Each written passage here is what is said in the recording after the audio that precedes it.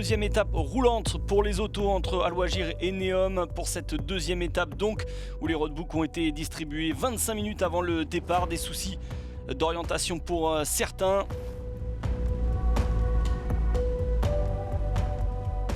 Et des soucis également de mécanique pour Fernando Alonso, l'ancien pilote de F1 qui avait roulé un peu mollo sur la première journée et qui là a cassé. Obligé de réparer, il a perdu plus de 2 heures à attendre le camion de service Toyota. Nous sommes entrés dans une zone avec des arbres et nous avons arraché une roue. Nous avons donc dû réparer et essayer de se rendre à l'arrivée. Maintenant ça va être difficile, ça fait partie de l'aventure. On vit le Dakar à 100% avec toutes ses conséquences. J'espère vraiment continuer pour l'instant.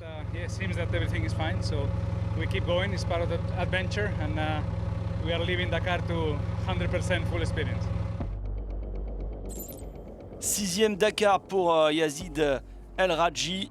Et finalement, en tant que Saoudien, c'est enfin chez lui.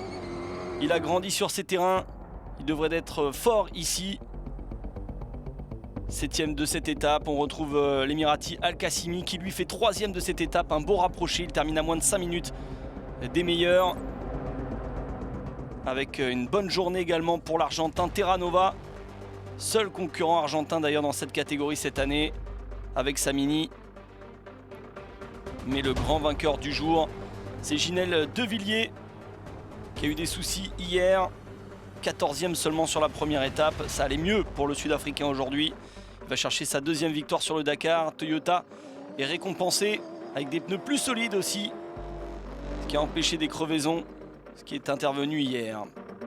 Victoire donc pour Ginel Devilliers avec près de 4 minutes d'avance sur Orlando Terranova. Al-Qassimi complète le podium. À noter la belle performance du Français Serradori. Au général, Terranova plus régulier avec 2 deuxièmes places prend pour le moment les commandes du général devant Carlos Sainz et Nasser Al-Attiyah en embuscade. Dans la catégorie SSV, Curie a été battu hier. L'Américain, c'était une petite surprise. Près de 14 minutes abandonnées. Il est toujours 2e au général. Après une journée plus compliquée. Son compatriote Austin Jones a été un peu plus rapide. 4e place.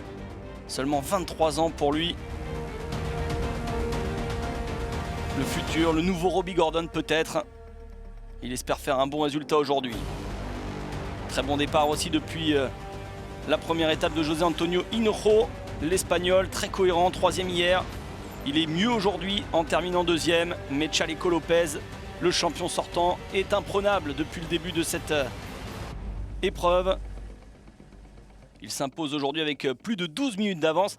Et ce n'est plus Dom Salah, le leader au général. C'est bien Chaleco Lopez devant Curie pour 9 minutes 37.